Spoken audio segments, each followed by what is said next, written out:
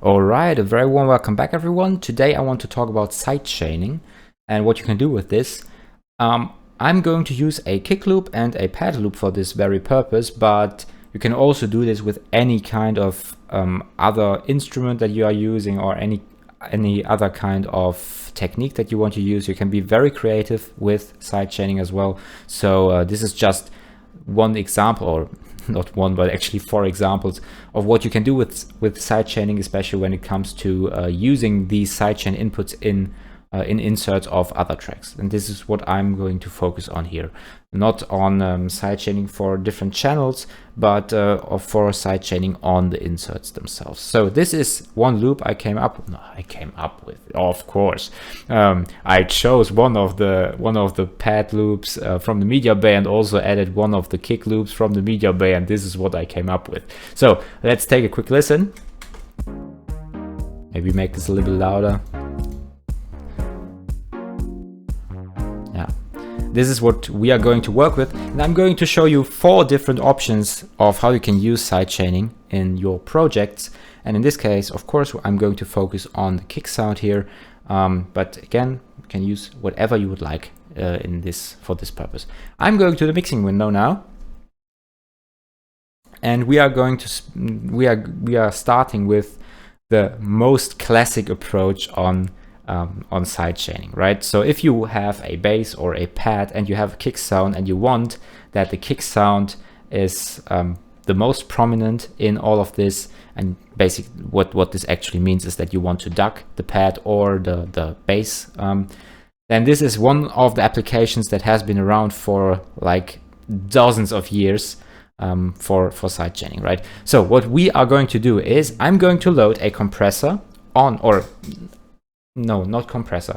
The thing is, with sidechaining, you always want to have the insert that is using the sidechained input on the channel that you are going to be sidechaining, okay? So you are not putting the insert on the track that actually does the sidechaining for you, so the signal that you are using, but you want to choose the track that is actually using the signal. So in this case, and this holds for all of these 4 different ways I'm showing you, in this case you always want to have the insert on the pad track in our situation, right?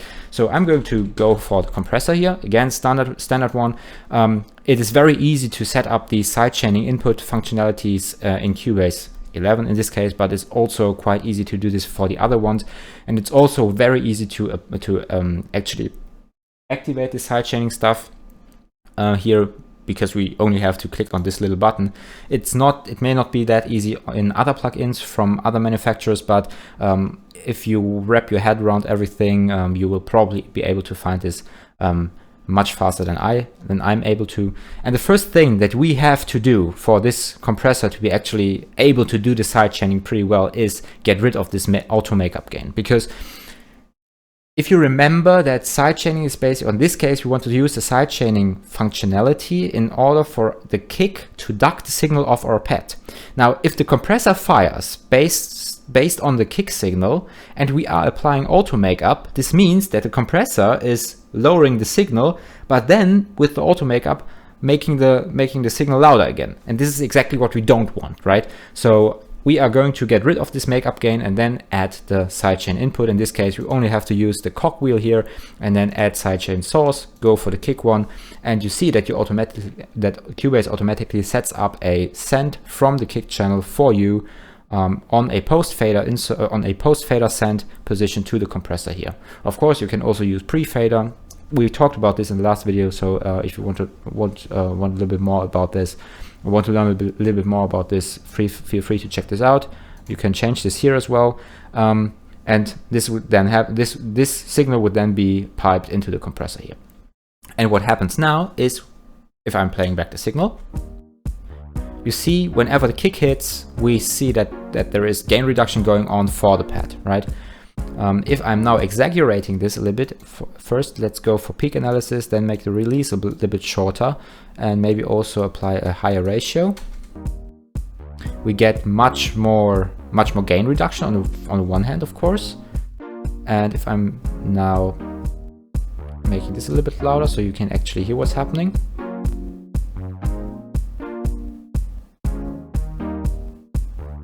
you hear that the pad is getting a little bit ducked by the kick, right? If I want to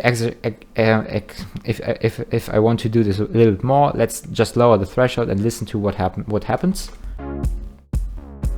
Yeah, you can hear this quite extensively now. You can hear this pumping effect. And one thing I want to mention here is that the volume you set for this send is actually also the volume that this compressor will use in order to fire. So if I'm just letting this play back, make this a little bit quieter again, and if I'm now lowering this volume here, you see that the signal that is piped into the compressor gets much quieter, right? So always be aware of this. If you have a signal that is way too loud for the compressor, or for your compressor, or for the creative thing that you are trying to achieve, maybe make sure that the send effect is not that loud. So this is one of the things that you can do in order to get rid of this very tremendous peak in the compressor here, right?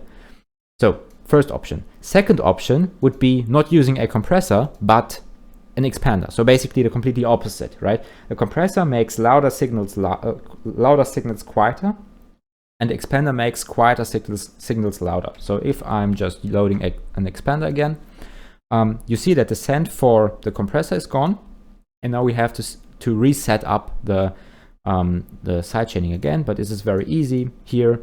Also, let's not do it this easy way now, but let's do it the more difficult way. So if you're not using Cubase, I think 10, 10.5 or 11, somewhere in this region they changed the sends.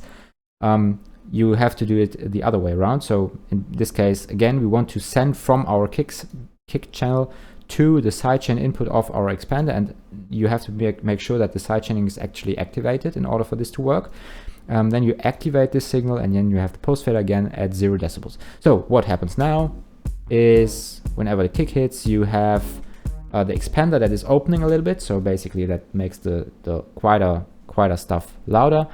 And if I'm now moving these parameters around, we should be able to make this so that the expander is firing quite rapidly. Yeah, like this. And in this case, we also have the pumping effect, but basically in the other direction, right? So whenever the kick hits, you hear that the pad gets louder, and whenever the kick does not hit, the pad gets quieter. So these are basically the complementary things: compressor on the one hand and expander on the other hand. Now these are things that are very smooth in transitioning, so you do not have like this really abrupt point where everything changes or is open or is closed. And one of the things that you want to use for this purpose is a gate. So if you want like an effect where you accentuate stuff based on the sidechaining input, then you can use a gate for this. In this case, again, sidechaining on, add the sidechain source as the kick, post fader again, and do the same analysis here. Peak again, open the release.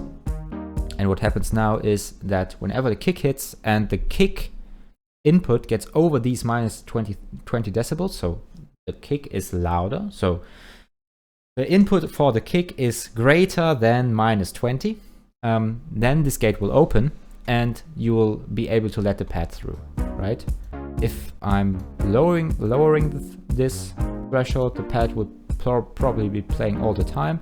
If I'm raising this threshold, the pad is not playing all the time anymore. The release parameter then tells you how fast the gate should close again. So if I'm going for a high release time, this means the transients will trigger the gate, but the gate then will close much more smoothly and much slower. And in this case, this could give you for some accents on this could give you the reason to accentuate some stuff, but then on the other hand, let this fade out very nicely, right? So this is the third option. And then the fourth option, which is in this case probably, I think Cubase broke. Oh god. No, Cubase is online again. We are there. The fourth option would then be use a equalizer for the sidechaining functionality, and in this case, so when we were talking about the compressor, the expander, and the gate, they were basically talking about the complete signal, but maybe you do not want this, but you only want one small portion of the frequency to be affected by this. So in this case, let's go for the second band here, put a low shelf on here, and make this quieter. If I'm now playing back the signal, and I'm soloing the pad here, here we got rid of the low end, of course, because we had a low shelf here. Now I want this low shelf to be affected by the kick sound. If I'm just going in this in the single view and opening the dynamics part, you see first that we have this pad which is dynamically reduced in this frequency, but is not listening to the sidechaining input already. So what I'm going to do is I'm going to choose one of these sidechaining options. In this case I went for sidechaining option number 3, and I'm going to activate the sidechaining here. Now you can see that nothing happens anymore with this frequency band, but I have to apply the sidechaining on the third sidechaining input here for the kick. For the kick, please, thank you. And now you can see that whenever the kick hits and its input gets over this threshold, we get the reduction in our dynamics for the pad, right? This is another option that you can use. Of course, you could also go ahead and use a different band with the same sidechaining input for the kick and maybe boost these frequencies. Let's see what a high shelf would do. It's very subtle because we do not have that much frequency going on here, but if I would now want to raise the frequencies that are very prominent here, for example, let's do this again. You can see that everything is triggered by just the kick part here. And what this allows you to do is basically use the kick input as a way to enhance the sound of particular instruments, or just by boosting these frequencies or lowering the frequencies and just adding some sparkle, for example, if you want, or removing the low end there in order to make all of this a little bit more dynamic, right? And these are basically 4 options that you can use for sidechaining. Of course, there are many different more. You can think of sidechaining as a very creative tool. You can come up with all kinds of different ideas, and they will probably also work well if you have some good ideas. So please try this out. This is a very, very interesting topic. And of course, I only scratched the surface here, and sidechaining is very, very often used in practice. So please make sure that you understand this concept.